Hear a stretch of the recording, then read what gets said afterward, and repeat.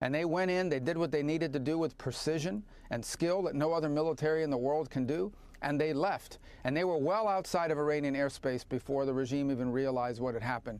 And that was the goal here, and that was achieved. You know, these planes came from halfway across the world, and no one, even Iran, no one saw them coming.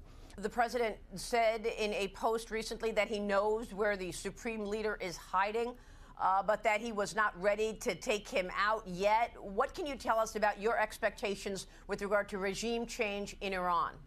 Well, that's certainly not the goal of what we're working on here. The goal is stated very clearly in a letter the president sent the supreme leader about 65, 67 days ago. And in a letter he said, you're not going to have a nuclear weapon. Let's negotiate peacefully a solution. We can make a really good deal that's good for Iran, good for America, good for the world.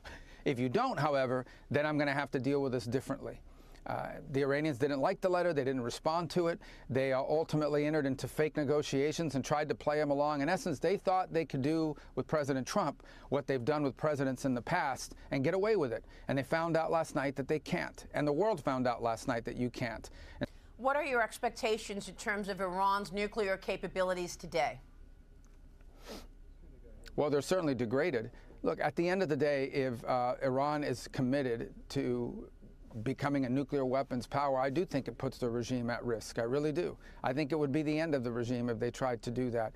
But ultimately, they have to make a decision. It's a very simple decision. If what they want is nuclear reactors so they can have electricity, there are so many other countries in the world that do that, and they don't have to enrich their own uranium.